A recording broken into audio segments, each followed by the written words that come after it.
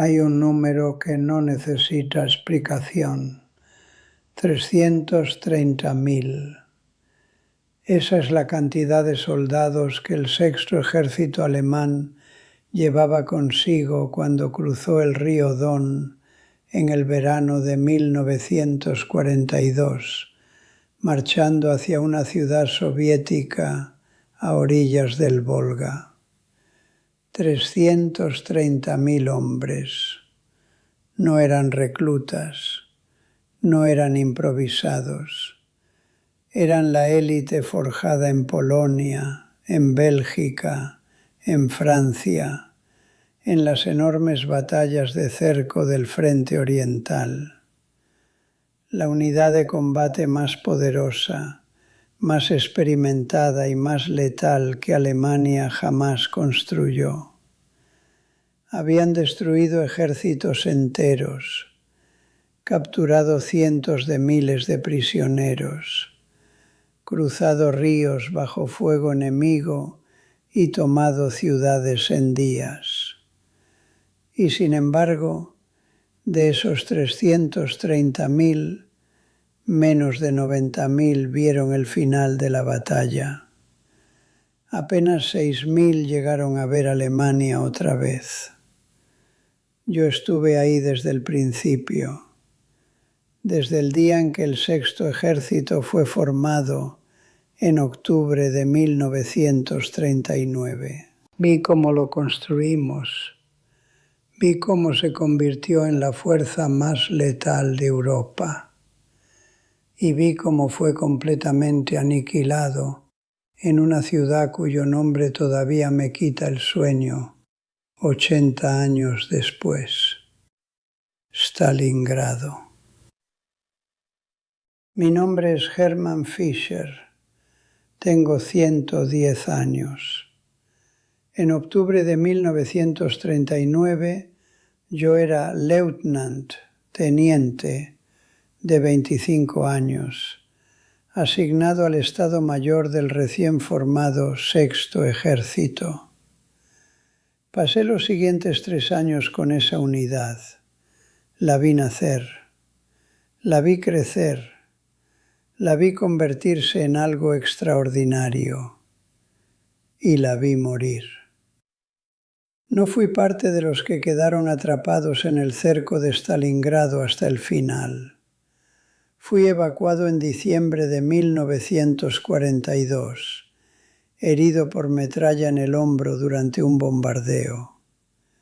Esa herida me salvó la vida, pero me condenó a algo peor que morir con mis camaradas. Me condenó a sobrevivir sabiendo que la unidad más magnífica que jamás existió, la fuerza que habíamos construido con tanto cuidado, con tanto orgullo, fue borrada del mapa en cuestión de meses. Esta no es solo la historia de una batalla, es la historia de cómo se construye la perfección militar y de cómo esa misma perfección puede convertirse en su propia trampa mortal. Octubre de 1939. Apenas semanas después del fin de la campaña de Polonia, el alto mando alemán reorganizó sus fuerzas. El sexto ejército fue establecido oficialmente. No surgió de la nada. Fue la reorganización de estructuras militares preexistentes dentro del esquema de expansión del Wehrmacht. Pero desde el primer día hubo algo diferente en esta unidad. Nuestro primer comandante fue el general Walter von Reichenau, un hombre brillante, despiadado y completamente convencido de que la velocidad y la agresividad podían romper cualquier defensa. Reichenau no toleraba la indecisión, no aceptaba comandantes que esperaran órdenes cuando veían una oportunidad. instaló en el Sexto Ejército una cultura que se llamaba Auftragstaktik, táctica de misión. Significaba que un comandante de batallón que identificaba una oportunidad en el campo de batalla tenía la obligación de actuar sobre ella sin esperar autorización desde arriba. Suena simple, no lo era.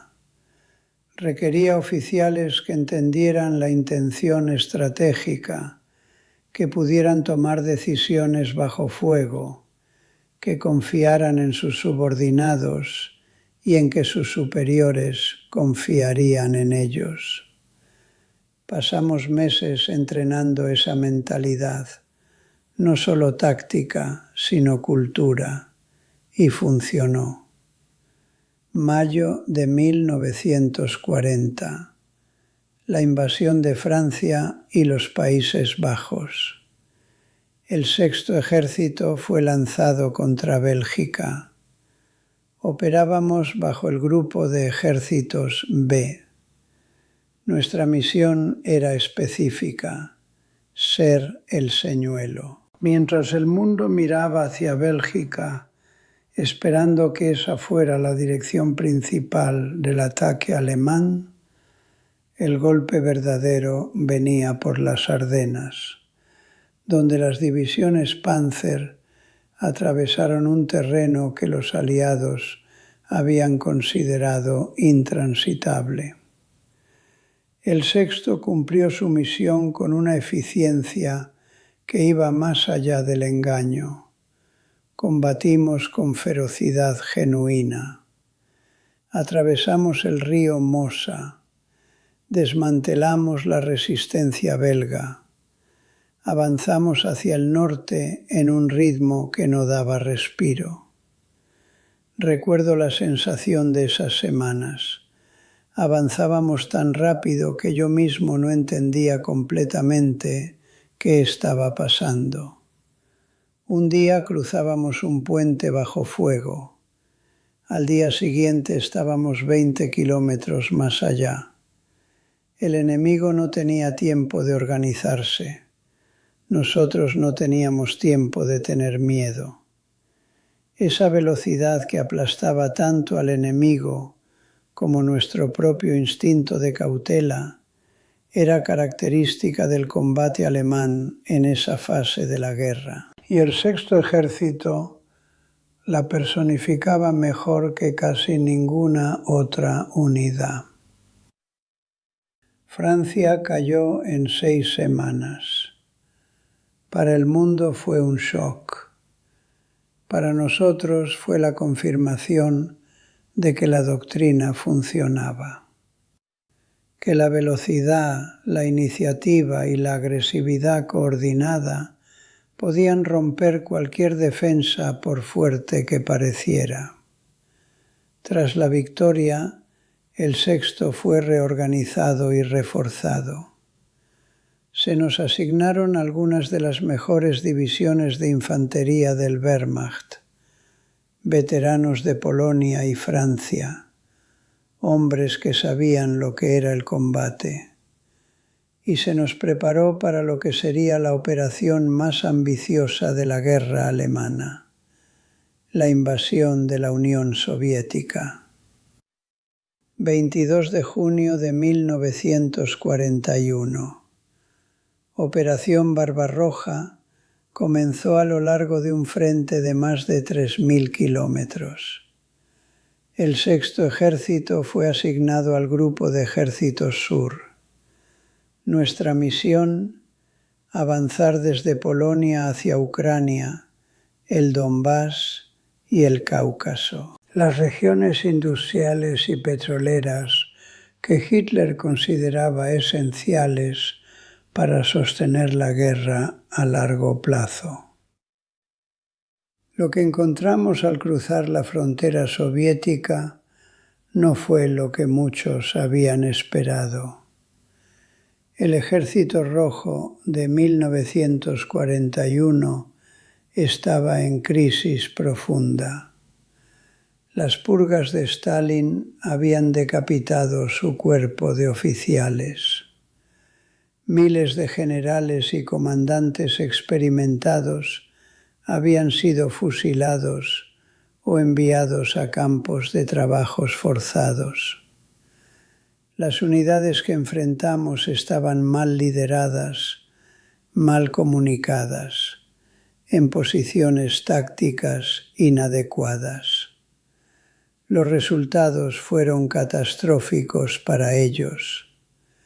El Sexto Ejército, junto con unidades blindadas bajo von Kleist, participó en batallas de cerco que figuran entre las más grandes de la historia militar.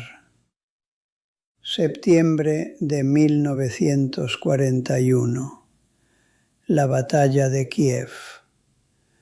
Las fuerzas del Grupo de Ejércitos Sur cerraron una bolsa de proporciones épicas alrededor de 4 ejércitos soviéticos completos. El número de prisioneros capturados superó los 600.000 hombres. 600.000. No hay precedente comparable en la historia moderna de la guerra. El Sexto Ejército fue parte integral de esa maniobra. Nuestras divisiones de infantería cerraron los flancos del cerco.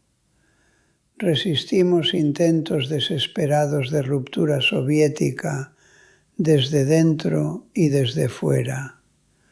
Sostuvimos la presión durante semanas. Recuerdo columnas interminables de prisioneros marchando hacia el oeste. Nunca había visto tantos hombres rendirse al mismo tiempo. Días enteros de columnas. Era una imagen que no abandonaba la mente. Pero Kiev también fue una trampa invisible. Alemania estaba ganando batallas de proporciones épicas mientras el tiempo se agotaba. La campaña había comenzado en junio con expectativa de victoria en semanas.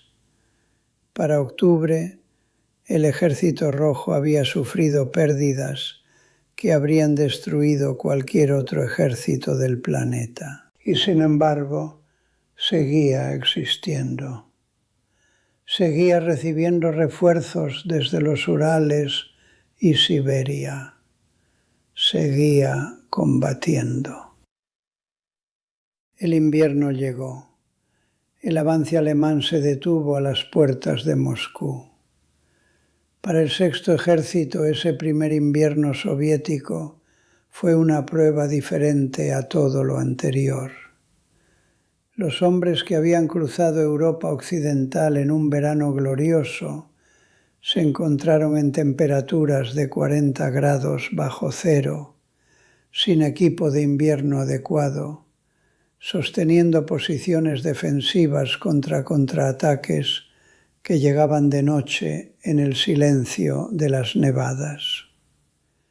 El frío era diferente a cualquier cosa que hubiera imaginado.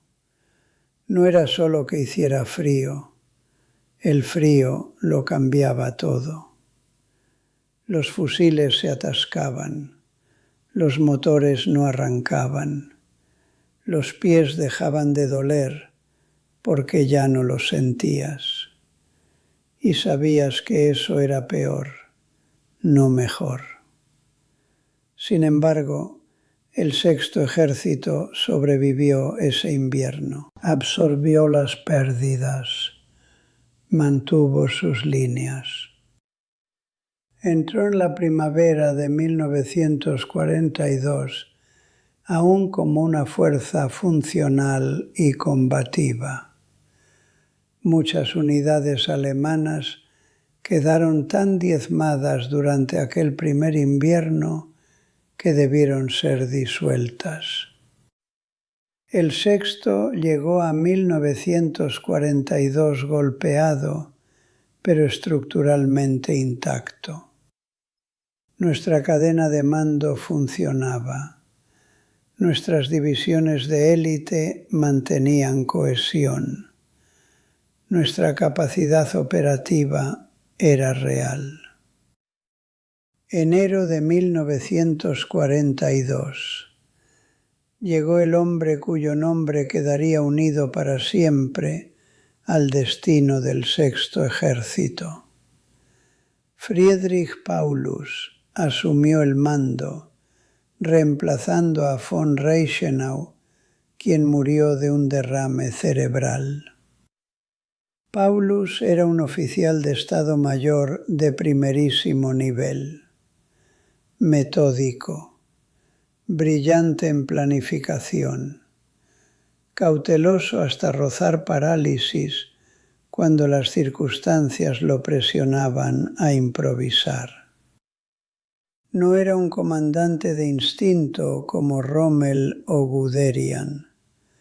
Era un organizador, un arquitecto de operaciones. Bajo Paulus, el Sexto Ejército se volvió más disciplinado, más profesional, más perfecto en papel. Verano de 1942. Operación Azul. El gran plan alemán para esa campaña. Un avance masivo hacia el sur y sureste de Rusia, con objetivo de capturar los campos petroleros del Cáucaso y cortar el flujo de suministros soviéticos por el Volga. El Sexto Ejército recibió un papel central: avanzar hacia el este, cruzar el Don y asegurar el flanco norte de la operación. En el camino estaba Stalingrado, una ciudad industrial a orillas del Volga que llevaba el nombre del propio Stalin y que fabricaba, entre otras cosas, los tanques T-34 que el ejército soviético desplegaba en cantidades crecientes.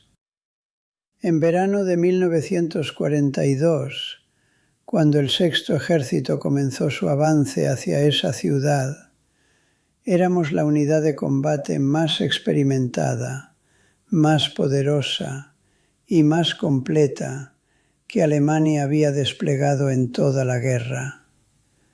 22 divisiones, cientos de tanques, miles de vehículos motorizados, artillería pesada, ingenieros de asalto, unidades antiaéreas, infantería endurecida por 3 años de combate continuo, hombres que habían cruzado Europa de oeste a este, que conocían el sabor del barro polaco, la lluvia belga y el polvo ucraniano. Éramos 330.000 soldados, la fuerza más letal que Hitler había creado. Y marchábamos hacia una ciudad cuyo nombre todavía no significaba nada para nosotros. Agosto de 1942. El Sexto Ejército llegó a los suburbios de Stalingrado. Los primeros combates parecieron confirmar lo que la experiencia previa prometía. Los soviéticos cedían terreno, se fragmentaban bajo presión. La ciudad parecía destinada a caer en semanas. El general Paulus calculó que la resistencia organizada se rompería pronto. No fue el único en equivocarse, porque Stalingrado no era Francia, no era Bélgica, no era la estepa ucraniana. Stalingrado era un laberinto de concreto, acero y escombros, donde cada ventana era una tronera, cada sótano una fortaleza, cada metro de terreno costaba vidas que no podían ser reemplazadas. La Blitzkrieg, esa filosofía de movimiento y velocidad que había hecho del Sexto Ejército una máquina imbatible en campo abierto, quedó atrapada entre paredes de edificios destrozados. Los alemanes la llamaron con amargo humor negro, Rattenkrieg, guerra de ratas. Ya no éramos un ejército, éramos grupos pequeños, 4 hombres aquí, 8 allá. Cada edificio era un mundo separado. No sabías qué pasaba a 50 metros de ti. Escuchabas disparos y no sabías si eran tuyos o del enemigo. El comandante soviético, el general Vasily Chuikov, comprendió algo que nosotros tardamos semanas en aceptar. La única manera de sobrevivir dentro de la ciudad era no dejar espacio entre sus líneas y las nuestras. Si los defensores se pegaban lo suficientemente cerca, nuestra aviación y artillería pesada perdían utilidad. Bombardearlos significaba bombardearnos a nosotros mismos. Chuikov lo llamó abrazar al enemigo. Sus hombres lo practicaron con una ferocidad que no tenía nombre en ningún manual. El Sexto Ejército sangró. Septiembre, octubre. Las divisiones que habían entrado con miles de hombres cada una se redujeron a esqueletos. Algunos regimientos combatían con menos de 100 soldados efectivos. Las fábricas de la ciudad se convirtieron en nombres que pronunciábamos con respeto mezclado con miedo. La fábrica de tractores, la fábrica Octubre Rojo, la fábrica Barricada. No el miedo agudo del primer combate, sino el miedo sordo y continuo de quien sabe que cada día puede ser el último. Dentro de las fábricas era diferente. Afuera había cielo, aunque fuera gris. Adentro solo había oscuridad, polvo de cemento y ruido. Siempre el ruido. Los disparos dentro sonaban distintos, más secos, más cercanos. Te quedabas sordo después de un rato y combatías en silencio mirando sombras. 19 de noviembre de 1942. A las 7:30 de la mañana, 3.500 cañones soviéticos abrieron fuego simultáneamente al norte y al sur de Stalingrado. Lo que siguió duró menos de 4 días. Las unidades rumanas que protegían nuestros flancos colapsaron bajo la avalancha. 23 de noviembre. Los brazos del cerco soviético se cerraron en Kalach, sobre el Don. El Sexto Ejército, 330.000 hombres, estaba completamente rodeado. La reacción inicial fue de incredulidad. Muchos no comprendieron de inmediato la magnitud de lo que había ocurrido. Pero los que sí lo comprendimos enseguida, los comandantes veteranos, los oficiales de Estado Mayor que conocíamos los mapas y los números, sentimos algo que muy pocos describieron con la palabra correcta. La palabra era desesperación. Paulus solicitó permiso para intentar una ruptura hacia el oeste antes de que el cerco se consolidara. La respuesta de Hitler fue no. El Führer declaró Stalingrado una fortaleza que debía resistir hasta que un grupo de rescate la liberara.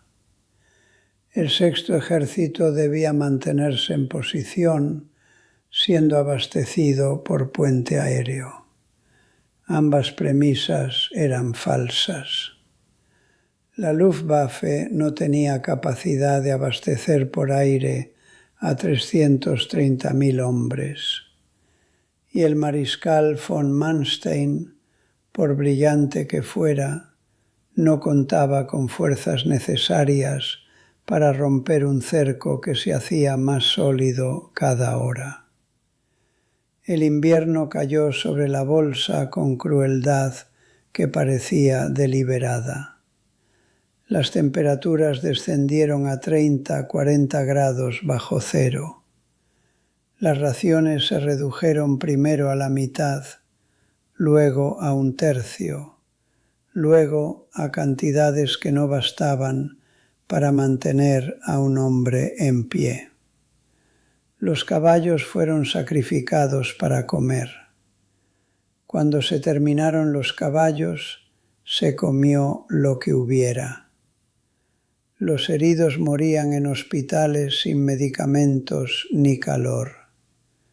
Los sanos morían congelados en trincheras mientras dormían. Diciembre de 1942. Fui herido por metralla de un bombardeo soviético. El hombro destrozado. Me evacuaron en uno de los últimos vuelos que salieron de la bolsa. Recuerdo mirar por la ventanilla del avión mientras despegábamos. Vi la ciudad en ruinas, el humo, el Volga congelado, y supe que nunca volvería a ver a la mayoría de los hombres que dejaba atrás. Enero de 1943. El Ejército Rojo lanzó la Operación Anillo, el asalto final para liquidar la bolsa. Las posiciones alemanas cedían kilómetro a kilómetro. Unidades enteras desaparecían en el silencio de edificios derrumbados y sótanos donde hombres buscaban calor y amanecían muertos. 31 de enero de 1943. Friedrich Paulus capituló ante las fuerzas soviéticas. 2 días después, los últimos reductos al norte de la ciudad dejaron de resistir. El Sexto Ejército había dejado de existir. De los 330.000 hombres que habían entrado al cerco, aproximadamente 90.000 fueron capturados. El resto había muerto en combate, de frío, de hambre, de enfermedad. De esos 90.000 prisioneros, la brutalidad soviética era implacable. La mayoría murió en los campos en los años siguientes. Se estima que menos de 6.000 soldados del Sexto Ejército regresaron alguna vez a Alemania. El último grupo lo hizo en 1955, 12 años después de la rendición. Tengo 110 años. He vivido 83 años desde que vi Stalingrado por última vez desde aquella ventanilla de avión. Y todavía no sé si debería sentirme agradecido por sobrevivir o culpable por no haber muerto con mis camaradas. El Sexto Ejército fue reconstruido después. Alemania volvió a numerar divisiones, reorganizó unidades, puso nuevos comandantes. Pero los soldados que lo sabíamos, los contadísimos que habíamos estado allí, no considerábamos a esa nueva unidad el mismo ejército. El sexto ejército real, el que había cruzado el Mosa y el Dnieper, el que había cerrado el cerco de Kiev, el que había sangrado en las fábricas de Stalingrado, ese ejército no fue derrotado, fue destruido. Y hay una diferencia entre las dos cosas. Una derrota significa que pierdes una batalla, pero tu unidad sobrevive. Puedes retirarte, reorganizarte, pelear otro día. Una aniquilación significa que desapareces, que de 330.000 hombres, solo 6.000 ven su hogar otra vez, que el resto se convierte en estadística, en nombres en listas, en cartas que nunca llegan. Construimos la unidad más letal que Alemania jamás desplegó. La perfeccionamos durante 3 años de combate continuo. La templamos en Polonia, Bélgica, Francia, Ucrania. La hicimos invencible. Y esa misma invencibilidad, esa confianza absoluta en nuestra superioridad, nos cegó.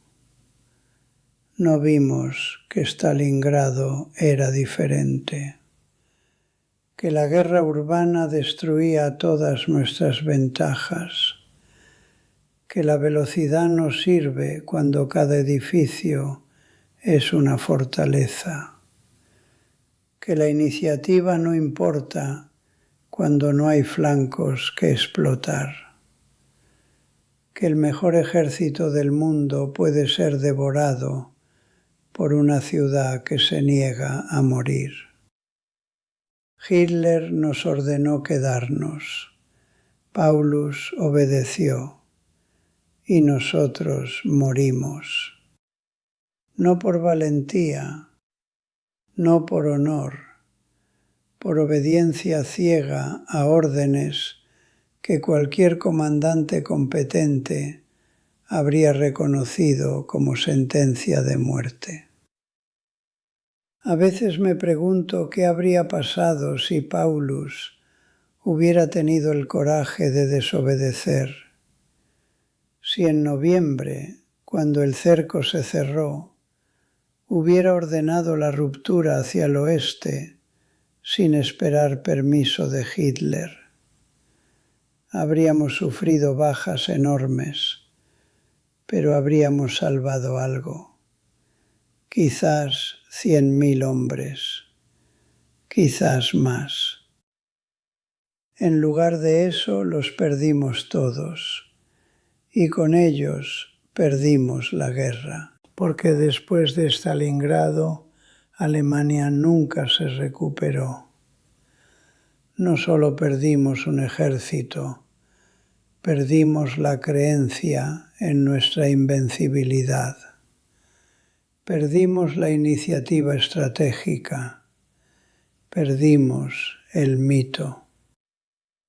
Stalingrado no fue solo la tumba del sexto ejército, fue el principio del fin del Tercer Reich.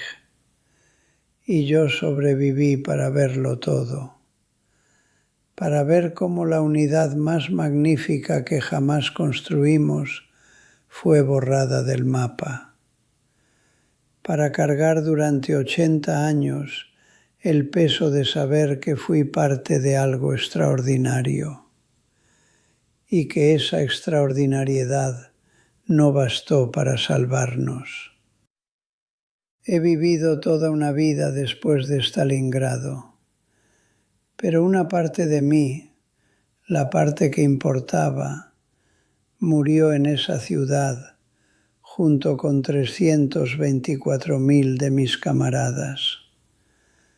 Porque cuando construyes algo perfecto y lo ves destruido completamente, algo dentro de ti se rompe de una forma que nunca sana.